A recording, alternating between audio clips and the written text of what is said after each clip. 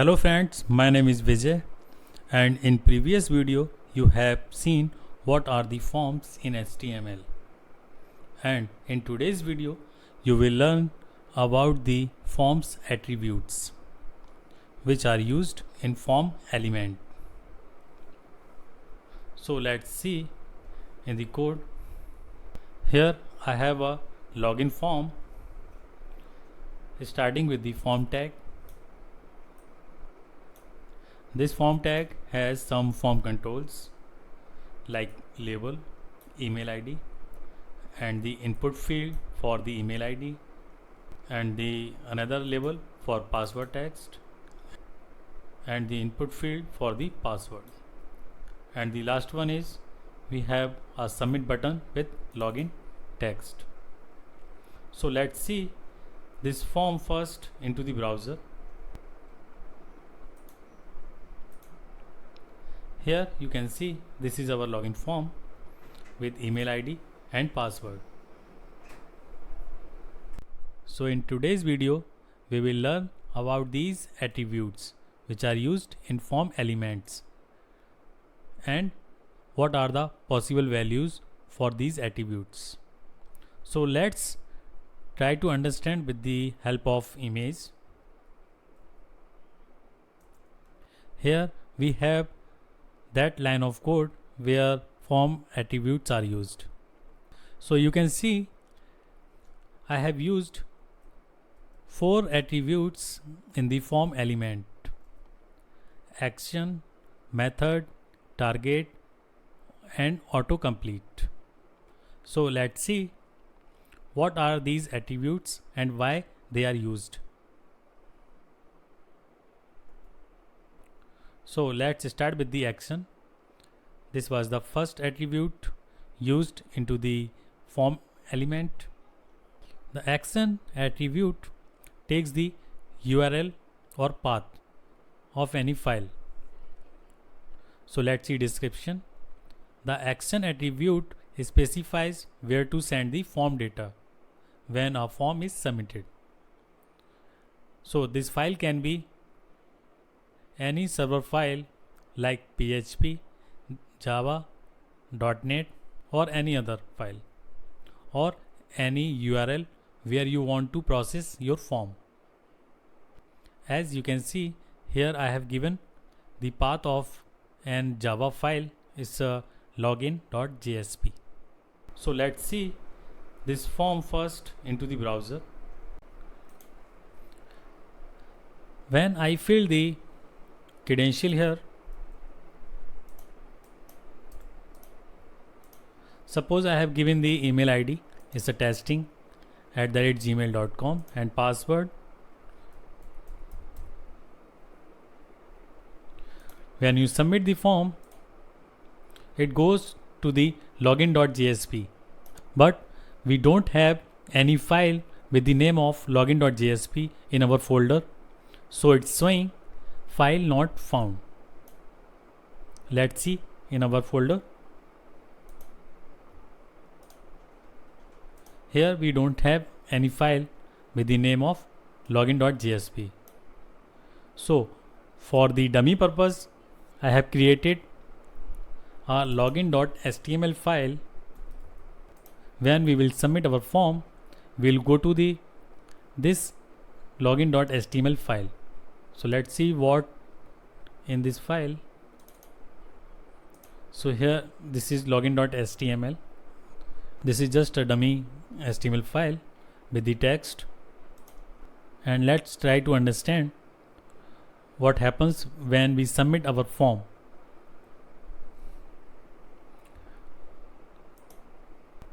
Again I fill the email ID and again give the password, and now I'm going to submit this form.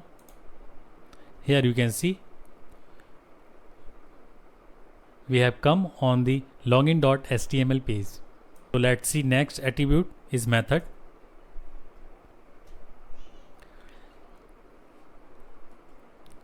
The method attribute defines the HTTP method which browser used to submit the form.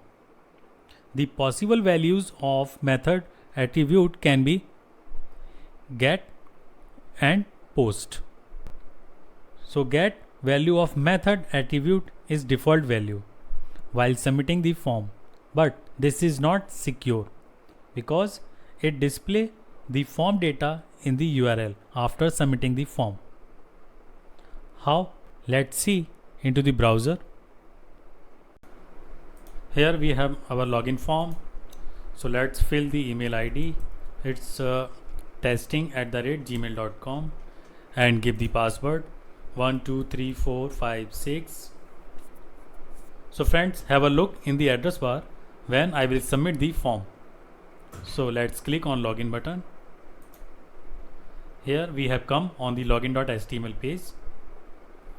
Now here you can see in the address bar email is testing@gmail.com and password 123456. So here we can see our form data into the address bar.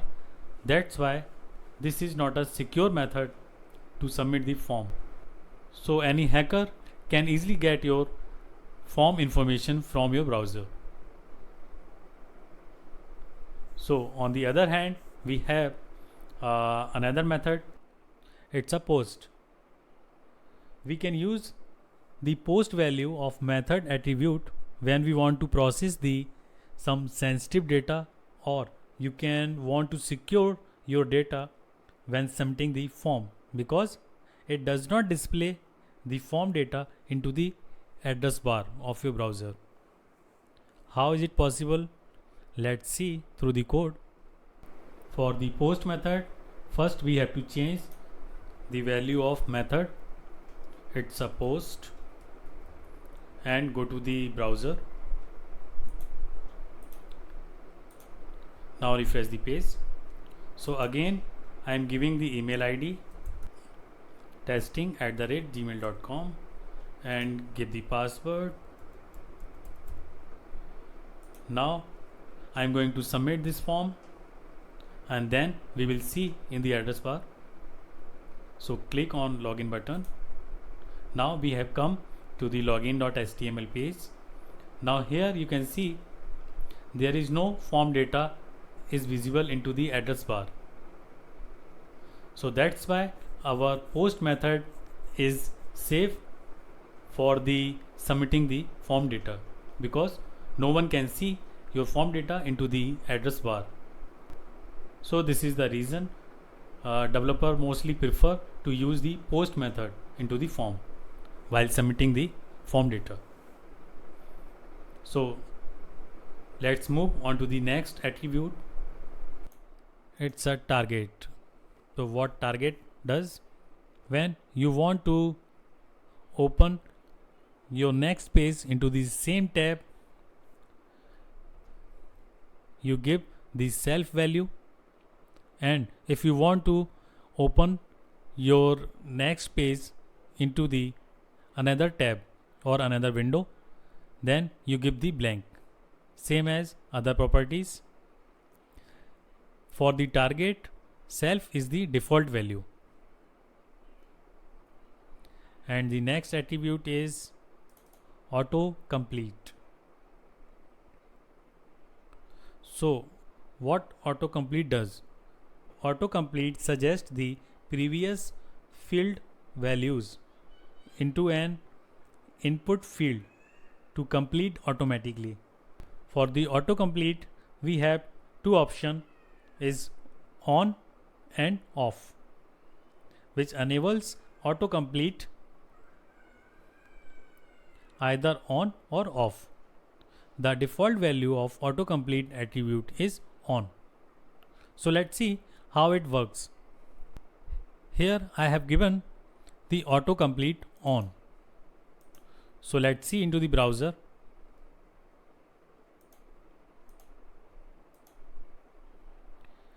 When I click into the input field, here you can see input field automatically suggests for the email ID which are filled previously. Same as if I give the another email ID like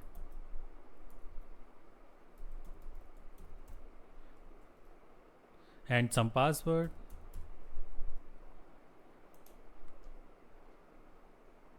and submit the form. And again, when I come back to the form, here you can see again input field suggest all the previous values filled in this input field. And for the password, it doesn't show the previous field values into the password until you save the credentials into the browser. If it will show, then it will show you like ... as a suggestion after saving the credential into the browser. So let's move on to the next attribute. So we have seen all these 4 attributes, how they work and how they are used. And also we have some another attributes like name. So you can give the any name for the form. The next is accept character set. So what is character set? A character set is a predefined list of characters, and each character defined by a number. And browser make possible to use of character set in order to determine what should be displayed on the web page. So nowadays UTF-8 character set is mostly used. So let's see next attribute is encode type. Encode type attribute defines the encoding type of form content while submitting the form to the server. And the next is no validate. So no validate attribute, it doesn't have any value. We give this no validate attribute directly into the form element. This no validate is Boolean attribute. If we apply this attribute onto the form, then it does not perform any type of validation. Okay friends, so I hope you have understood how these attributes are used into the form element and what are the possible values for these attributes. Here you can read the more description about these attributes. Okay friends, so in next video we will learn about some form controls like input field, how they work into the form, and what are the type values for the input field. So see you in next video.